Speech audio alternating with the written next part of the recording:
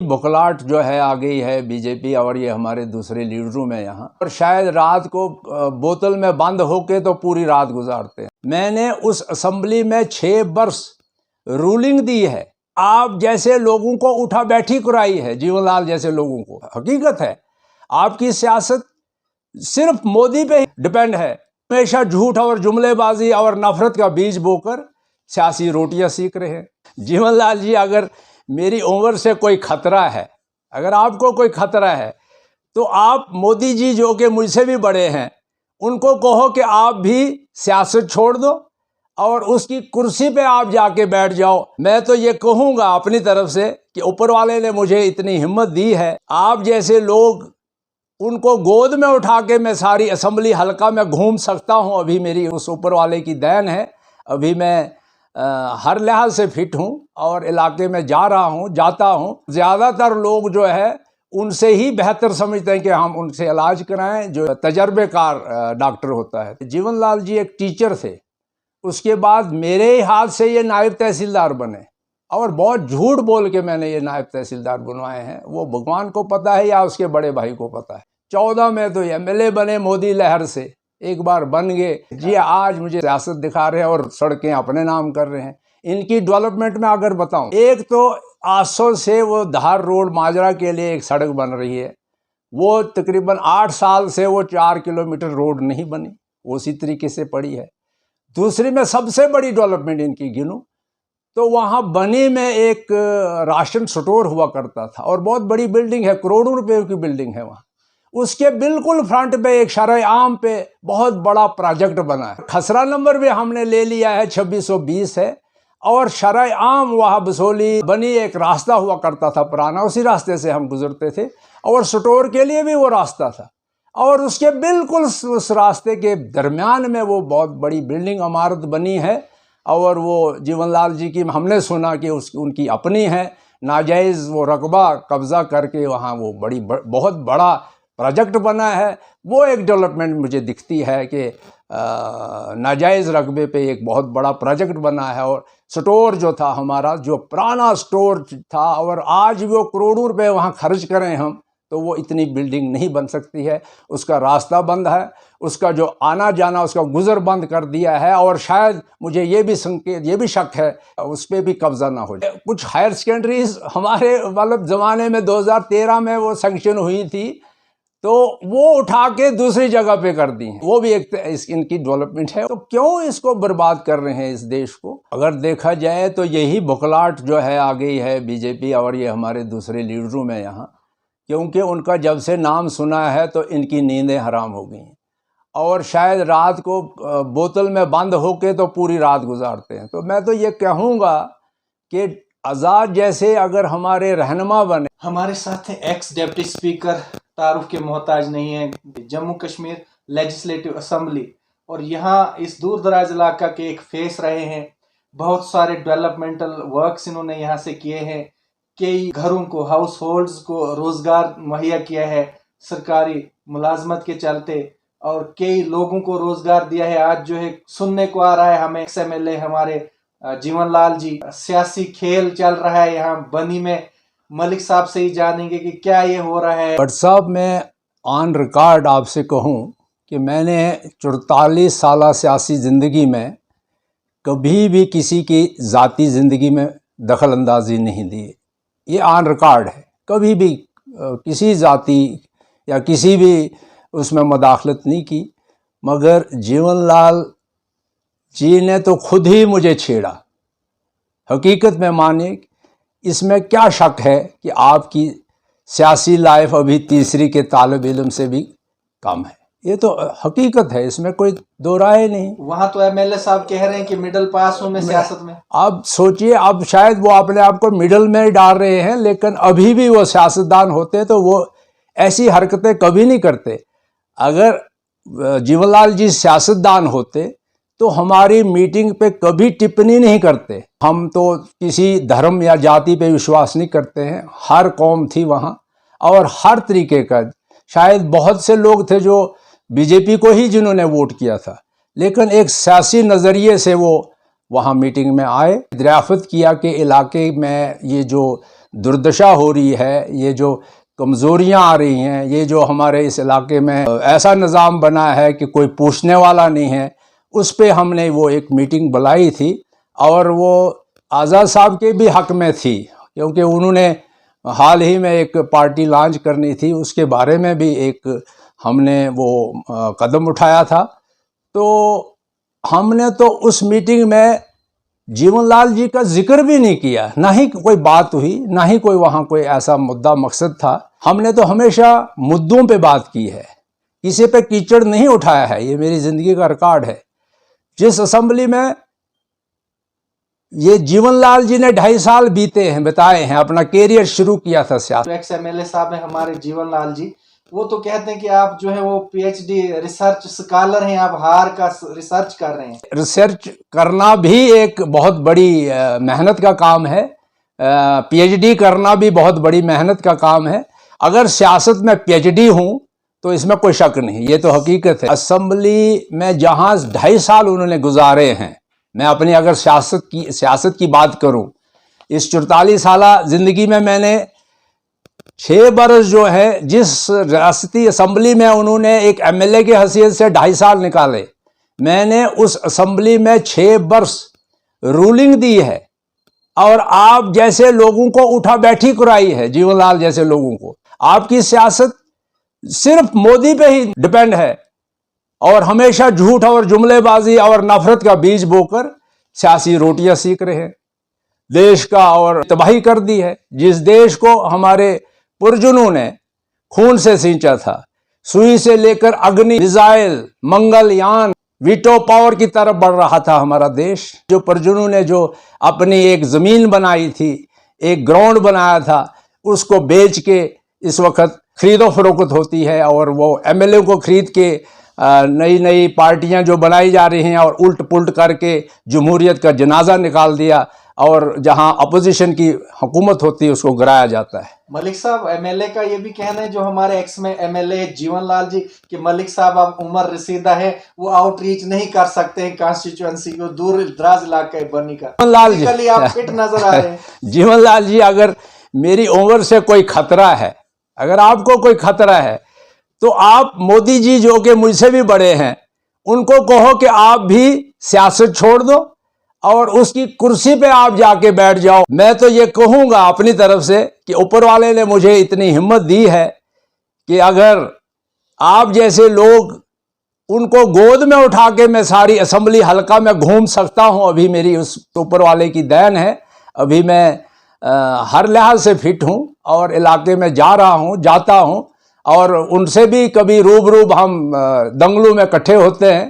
तो लिहाजा ये कहेंगे कि ये इलाके में नहीं जाते हैं, जा नहीं पाते हैं, उम्र रसीदा होने का ये एक मुझे एक तोहफा दे रहे हैं आपके। एक उम्र रसीदा डॉक्टर जो है तजर्बाकार होता है और ज़्यादातर लोग जो है उनसे ही बेहतर समझते हैं कि हम उनसे इलाज कराएं, जो एक तजर्बेकार डॉक्टर होता है। तो इसी तरीके से मैं कहूँ कि हमारा जो ये मुद्दा मकसद है इस इलाके को एक अच्छी तरक्की की राह पे लेना, तो हमारा तो ये मुद्दा है। लेकिन बदकिस्मती से कुछ सियासी लोग ऐसे जन्म ले रहे हैं जो समाज को बांटना चाहते हैं, नफरत और आपस में भाईचारा जो है उसको छिन्न भिन्न करना चाहते हैं और अपनी सियासी रोटियां सीख के अपनी कुर्सी के लिए खींच लगाई हुई है।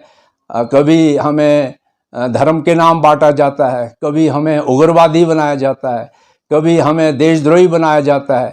अरे हमारे भाइयों, हमने यहाँ ज़िंदगी गुजारी, हमारे परिजनों ने यहाँ ज़िंदगी गुजारी है।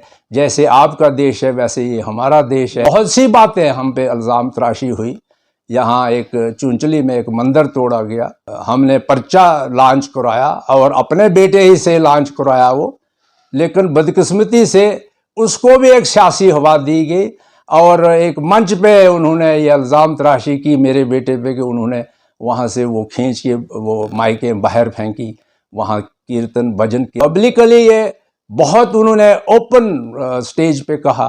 तब भी हमने बर्दाश्त किया कि यार ए मेरे भाई, छोटे भाई, ये बातें मत करो, बाज आ जाओ। बार बार हम ये कहते हैं कि आप बाज आ जाओ और अपना सही निज़ाम पे चलें, मुद्दों पे लड़ें। इलाके की खिदमत करें। बेहुदा बातें जो आप जो इल्ज़ाम तराशी लगा रहे हैं सिर्फ कुर्सी के लिए, वोट बांटने के लिए, ये मत करिए। इससे हमारा इलाका जो है तबाह बर्बाद हो जाएगा। और मैं ये दावे से कहूँगा कि वो जिसकी FIR हमने लॉन्च कराई थी, वो उस पर भी आप लोगों ने ही उसको खामोश कराया और पुलिस को दबा के रखा। क्यों नहीं हुई उसकी इंक्वायरी? होनी चाहिए थी। और दूध का दूध, पानी का पानी होना चाहिए था। लेकिन बदकिस्मती उसको भी दबा के रख दिया है आप जैसे लोगों ने। आपकी हुकूमत है। कल मैंने एक वीडियो सुना, उसमें आपने कहा कि LG सरकार जो है ये अलग ही, ये इनका अपना एडमिनिस्ट्रेटिव सिस्टम होता है। अरे कितनी बदकिस्मती! ये सियासत कहाँ की है आपकी? आप कहाँ का सियासतदान हो? ड्यूटी जो है मेरे भैया, वो तो मरकजी सरकार के जेर इंतज़ाम होती है। वो मरकज़ जिस कदर भी कानून लागू करता है वो यहाँ पे लागू होते हैं। लिहाजा यहीं से आपका ये पता लगता है कि आप कितनी सियासतदान हैं, कितने सियासत में हैं। इसी से आपका ये ज़ाहिर होता है। तो मैं कहूँगा कि आपका जो मरकज़ी हुकूमत के जिस कदर भी कानून है वो यहाँ नाफिज हैं। राशन स्टोर है, उस पर आपको शराब मिलेगी। तो ये तो आसानी कर रहे हैं हमारे इलाके के लिए कि दूर नहीं जाना पड़े और नज़दीकी। लेकिन बदकिस्मती ये हुकूमत ही आपकी है और आप ही ने ये लागू, आपके BJP ने ही इसको लागू करा के ये बच्चों को जो कह रहे थे कि अच्छा भविष्य, ये अच्छा भविष्य बना रहे, अच्छे दिन ला रहे हो। ये घर घर जाके वो शराब पिए, नशा मुफ्त बना रहे हो। मलिक सर, ये पब्लिक ओपिनियन है, हमें कोई किसी से पर्सनल विवाद का मसला नहीं है। जहां भी हम देखें लोग सड़कों पे, औरतें सड़कों पे हैं, डिपार्टमेंट विभाग के हर एक डिपार्टमेंट के सड़कों पे हैं। अब शराब भी लाई गई है, बाहर के वोटर्स लाए हैं। अब क्या चाहते हैं? क्योंकि इनको पता है कि इनको शक हो गया जम्मू वालों पे, डोगरों पे कि भाई BJP के पीछे पड़ गए, ये हमें अब सीटें नहीं देने वाले। अब बाहर के वोटर लगाए हैं, साल वाले, वो भी जो साल बैठा है वो वोट बना के वोट देगा। ये दरअसल जमहूरियत का बिल्कुल जनाजा उठा दिया है BJP ने। और ये 8 साल में जो इस देश की दुर्दशा हुई है वो सभी लोग जानते हैं। जो समझदार लोग हैं, जो अपना सियासी वजूद रखते हैं, जिनको एक इलाके से हमदर्दी है या देश से हमदर्दी है, वो खुद ही इस पे तबसरा करते हैं कि ये देश जो है इस वक्त बहुत हमारा कमज़ोर हुआ। सियासी निज़ाम से जमहूरियत यहाँ उड़ गई, ख़त्म हो गई है।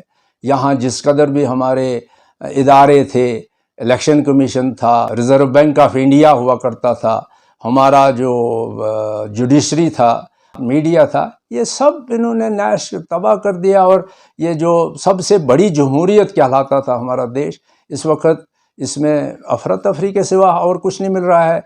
हिंदू मुसलमानों को लड़ा रहे हैं अपनी कुर्सी की खातिर। देश में इस वक्त देश को कमज़ोर किया माली हालात से। हर चीज़ें जो हमारे परिजनों ने अपने खून पसीने से तैयार की थी, हमारी बंदरगाहों को उड़ा दिया। रेलवे स्टेशन थे, हमारे जो एयरपोर्ट थे, हमारे जो अच्छी नामवर जगह थी, वो कहाँ हैं आज? वो बेच दी हैं और अपने वो कॉरपोरेट वालों को बेचा और उनसे पति पूंजियों को बेच के उनसे अपना मुफाद ले रहे हैं। उनसे सर, अब रिलायंस स्टोर भी खोल दिया है जम्मू में। जी हाँ, ये बेसिकली ये चाहते हैं कि गरीब जिए ना, गरीब तर होता जाए। बड़े बड़े उद्योगपति, मैं बड़ा हैरान हूँ, वो अब राशनों की दुकानें भी हमारे यहाँ जम्मू में खोल रहे हैं। और जो छोटे जो हमारे दुकानदार थे वो कहाँ जाएं? अपने शराब की दुकानें आपने देखी, जगह जगह शराब की दुकानें खुली हैं।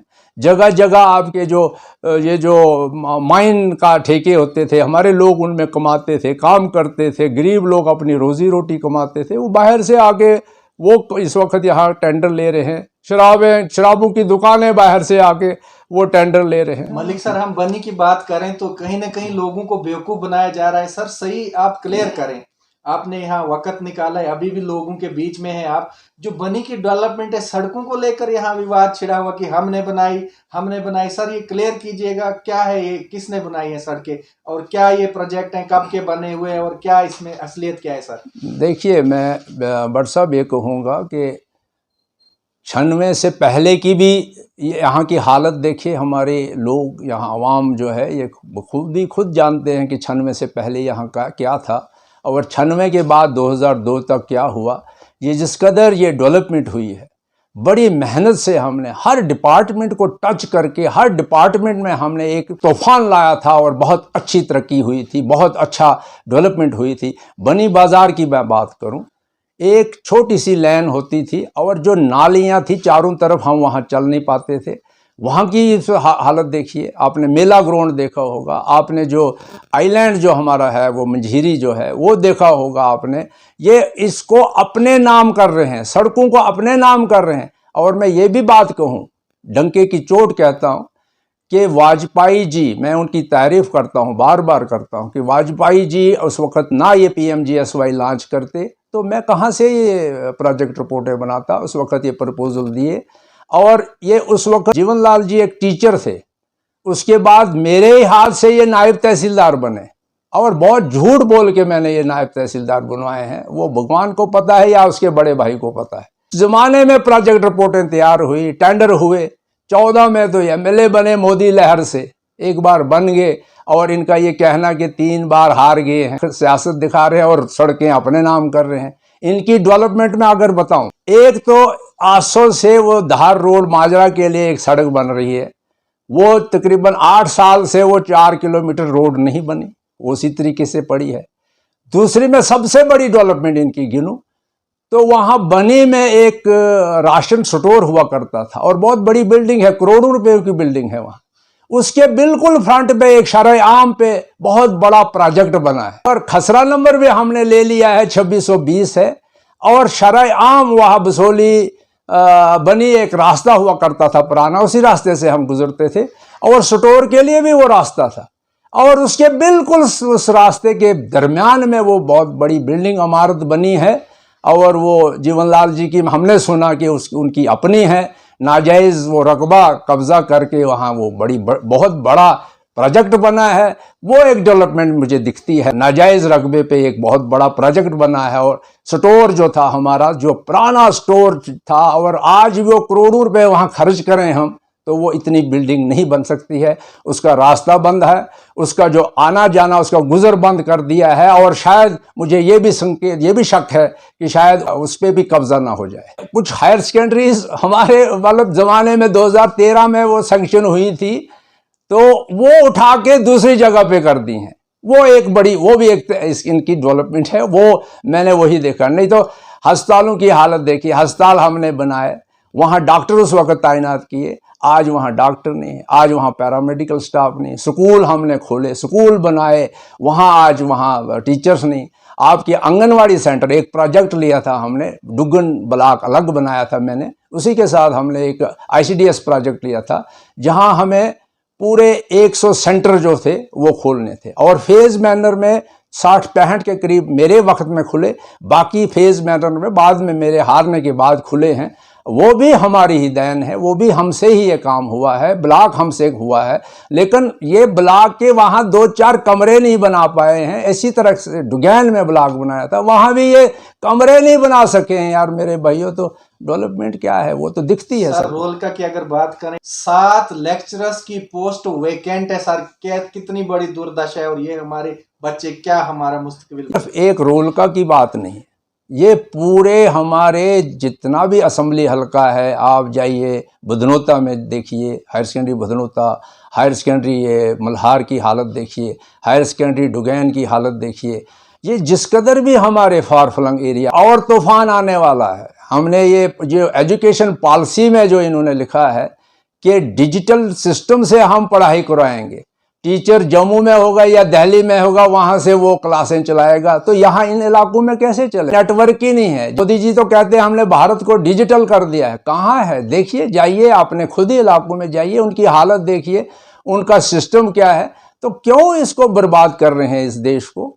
लिहाजा ये जो नौजवान हैं इस वक्त सड़कों पे हैं, एम्प्लॉयज़ जो हैं उनकी तनख्वाहें नहीं, पेंशनें नहीं मिल रही हैं, सड़कों पे है। और देखिए, एक बहुत बड़ी एक उपलब्धि गिनते थे हमारे बीजेपी वाले, जब ये पेंशन, देखो जी, हमने 300 से 400 से 1000 पेंशन लगा दी है। जो हैंडीकैप हैं, ओल्ड एज हैं या और भी हैं, उनको 2 साल से बंद कर दी है पेंशन वगैरह।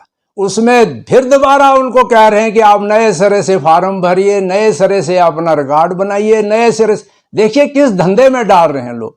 कभी एक तजर्बा लगाते हैं, कभी दूसरा तजर्बा लगाते हैं कि लोग इन्हीं कामों में उलझते रहें और हमारा दाल दलिया चलता रहे। तो हमने तो काफ़ी सुना, काफ़ी देखा, ये सबका साथ सबका विकास कहाँ का है, कुछ नहीं है, ये बकवास है। सर, आप जैसे आजाद पार्टी का भी वलवला है, लहर कहते हैं लोग कि अब आजाद लहर चलेगी, आप भी उसमें शामिल हैं और एक जबरदस्त लीडर हैं, हमारे सेकुलर लीडर हैं। और डेवलपमेंट की अगर बात करें तो ऑन रिकॉर्ड उन्होंने यहाँ पे डेवलपमेंट कराई है। तो किस तरह का आप देखते हैं फ्यूचर, आने वाले सीएम होंगे? क्योंकि पीर पंजाल की अगर बात करें हम और चनाब वैली की बात करें हम, वहीं से 15 से 17 सीटें बनती हैं और जम्मू डिवीजन से भी लोगों का बड़ा प्यार है, कठुआ से भी इस बार 3-4 सीटें लेने का वो आश्वासन दे रहे हैं। तो किस तरह आप देखते हैं फ्यूचर स्टेट का? देखा जाए तो यही बुखलाहट जो है आ गई है बीजेपी और ये हमारे दूसरे लीडरों में यहाँ, क्योंकि उनका जब से नाम सुना है तो इनकी नींदें हराम हो गई हैं और शायद रात को बोतल में बंद होके तो पूरी रात गुजारते हैं। तो मैं तो ये कहूँगा कि आज़ाद जैसे अगर हमारे रहनुमा बने, हमारे लीडर बने, हमारे इलाकों की रहनुमाई करें, जम्मू कश्मीर का रहबर बने, तो मेरे ख्याल में ये हमारी रियासत फिर से वो जो हमारा राजे महाराजों की देन है, हमारा जो एक स्टेटस हुआ करता था, हमारा एक सिस्टम हुआ करता था, हमारा एक इस रियासत का सबसे ऊंचा नाम था, तो वो शायद हमें फिर वो मिले। अगर ये ना आए, अगर ये आज़ाद साहब रियासत को नहीं संभालें, लोग ना समझें, तो हम बहुत मुश्किल में होंगे, हम बहुत परेशान होंगे। ये रियासत जो है, जैसे आपने मध्य प्रदेश, उड़ीसा या बिहार की हालत देखी या यहाँ यूपी की हालत देखी, तो झगड़ते रहेंगे, लड़ते रहेंगे, आपसी ये फसादात होते रहेंगे और देश उजड़ता जाएगा। तो ये बिल्कुल जहन में कि हम डंके की चोट कहेंगे कि अगर आज़ाद साहब इस रियासत को संभालेंगे तो ये रियासत बहुत तरक्की करेगी। आपने 2.5 साल का उनका समय देखा है काम का, और एक बार फिर उनको आजमाएं, देखिए रियासत कहाँ की कहाँ होगी। कांग्रेस ने भी एक मुद्दा रखा था, ये जो पाकिस्तान और जम्मू कश्मीर का, ये आज बीजेपी वाले भी ये खेल खेल रहे हैं कि ये मुद्दा चलता रहे और हमारा जो है सियासी रोटियां जो हैं हम सीखते रहें और हमारी कुर्सी जो, ये जम्मू कश्मीर के लोगों का इनको बिल्कुल नहीं वो ध्यान नहीं है, जम्मू कश्मीर के लोगों की भलाई का कोई ख्याल नहीं है बिल्कुल। ये सिर्फ अपना एक मुद्दा बनाए हो रखे हैं कि ये कांग्रेस भी चाहती ये मुद्दा रहे कि शायद हम इस पे हुकूमत करें पूरे देश पे, क्योंकि ये रियासत जम्मू कश्मीर एक ऐसी रियासत है जिससे पूरे देश पे असर पड़ता है। ये राजा महाराजों की उस वक़्त ये एक सर का ताज था पूरे हिंदुस्तान देश का, हमारा जम्मू कश्मीर। तो वो चाहते हैं कि ये मुद्दा भड़कता रहे, ये सुलगती रहे आग, तो हमारे जो बाकी रियासतों में हम वहाँ अपना खेल खेलते रहें। लेकिन ये सबसे बुरी बदकिस्मती होगी कि अगर आज़ाद साहब को हम आगे ना लाएं, इनको यहाँ का रहबर ना बनाएं, तो हमें बहुत सी कमज़ोरियाँ होगी। इलाका हमारा रियासत का जो है दिन ब दिन जो है पीछे जा रहा है। हमारी नौकरियों का हाल देखिए, हमारे इलाके की ये तरक्की का हाल देखिए, हमारी सड़कों का हाल देखिए। देखिए सड़कें जो बन रही हैं, देखिए मैं तो ये क्लियर करूँगा, अरे सड़कों का हाल देखिए। पहले तो वो उनकी चौड़ाई बिल्कुल नहीं है, उसके बाद ये जो अप डाउन कराया है इन लोगों ने, कभी अपना भाई को मिलाने के लिए सड़क की, कभी अपने किसी वर्कर को मिलाने के लिए सड़क। बीजेपी की सियासत जो है वो सड़कों पे, जमीनों पे और पानी पे भी हो रही है। हर जगह वो तो कहते हैं कि हमारे ही कुछ लोग खाएं पिए, बाकी इस मतलब रियासत में वो बिल्कुल वो जी ना पाएं। वो तो चाहते हैं कि ये सड़कें भी हमारे घरों में जाएं, ये हमारे नलके भी हमारे घरों में लगे, बिजली भी हमारे घरों में लगे। गरीबों की ज़मीनों की तबाही हुई है। अब उनके बिल्कुल गांव के अगल बगल में, गांव के बिल्कुल साथ में बहुत गरीब फैमिलियों को उजाड़ा गया। हालांकि डीपीआर कहां से कहां थी, मैं तो ये क्लियर करूंगा डंके की चोट को कि सीबीआई इंक्वायरी हो, इसका एक सिस्टम बने और इसकी पूरी जांच हो। ये जो डीपीआर के उल्ट जो इन्होंने काम किए हैं और कुछ अपने वर्करों को, बीजेपी के लोगों को फायदा देने के लिए किए हैं और दूसरे गरीबों का उजाड़ा किया है, तो मैं चाहूँगा इसकी इंक्वायरी हो। और ये भी कहूँगा कि जिस वक्त हमारी लोग हम पे भरोसा करेंगे तो मैं इसकी इंक्वायरी कराऊंगा और पूरे इलाके को इसका हक दिलाऊंगा। और लोगों को देखिए, कच्ची फसलें उनकी उजाड़ दी। डीपीआर कहाँ था और बनी कहाँ सड़क? उनकी कच्ची फसलों को उजाड़ दिया गया और बिल्कुल फेंका। उनको ना कोई मुआवजा मिला, उनको ना वो जमीन का मुआवजा मिलेगा, क्योंकि डीपीआर में एक निशानदेही हुई है, वो सिलेक्टेड एरियाज हैं जहां से वो रोड गुजरना है, उसी का मुआवजा मिलेगा। पानी तबाह किया, दरिया हमारे तबाह किए, कोई डंपिंग स्टेशन नहीं है, उनका कोई सिस्टम नहीं है, वो लोगों को, गरीबों को और उजाड़ रहे हैं और उजड़े। यहाँ इस वक्त मैं तो सीधा ही कहूँगा कि माफिया सरकार है। इन्होंने सब लोग बाहर से लाए हैं। हर चीज़ जो है हमारी, जो है यहाँ के हमारे लोग कमाई करते थे, कहीं दुकान पे, कहीं नाले से कोई रेत बजरी वगैरह निकाल के कोई अपना रोज़ी रोटी कमाते थे। वहाँ उन्होंने कॉन्ट्रैक्ट दिए और वो कोई यूपी का आया है, कोई गुजरात का आया है, कोई सरकार भी तो उन्हीं की है। ऊपर जो बैठे हैं हमारे, कोई गुजरात से हैं, कोई बिहार से हैं, कोई यूपी से हैं। वो लोग आके उन्होंने अपना राज यहाँ कायम किया है। वो जितने जिस कदर भी जो हमारे ठेके होते हैं वाइन शॉप के, वो भी बाहर के लोग आए हैं। और जो हमारी ये बजरी रेत पत्थर जो निकलता था, गरीब कमाई करते थे, मजदूर वहाँ खाते थे कमाई कर, वो बाहर के लोग आए हैं और वो कर रहे हैं इस वक्त काम। और इसी तरह से हमारी यहाँ की पोस्टें खा गए हैं, यहाँ का हमारा सिस्टम कोलैप्स हो कर दिया है इन्होंने। तो लिहाजा अगर लोग चाहेंगे इन्हीं को, तो ये तो दिन ब दिन इससे भी बदतर हो जाएगा। एक बात करूंगा, यहाँ कुछ ऐसे कुछ इलीगल जो है कोई मशीनें लगी हैं, जिससे यहाँ प्रदूषण जो है हो रहा है, जिससे ये इकोसिस्टम हमारा ख़राब हो रहा है। देखिए, एक बात और कहूँगा, मैंने उस वक़्त बहुत मुश्किल से यहाँ एक फिशरीज़ फार्म खोले थे यहाँ, और बड़ी मेहनत से, बड़ी लगन से कि यहाँ इकोसिस्टम को हम मजबूत करें। और हमारे यहाँ ट्राउट का कोई 6 लाख के करीब हमने बीज डाले थे इन खाद नाले में और सेवा नाले में। और यहाँ इस कदर मछली जो हमारी पैदावार हुई थी, 6 महीने में 1.5-2 किलो वो फिश जो ट्राउट का जो है मछली तैयार हुई थी लोकल दरिया में। तो मैंने यहाँ से उठा के वो सैंपल 2 मछलियाँ यहाँ से, तो मैंने असेंबली में पेश की थी और बहुत खुश हुए थे हमारे उस वक्त फारूक साहब कि ये आपके इलाके में इस कदर ये इतना मतलब इसकी प्रोडक्शन है और इस कदर ये डेवलप हुई है। तो हम उसको, और उससे हमने फिर 2 फार्म मंजूर करवाए।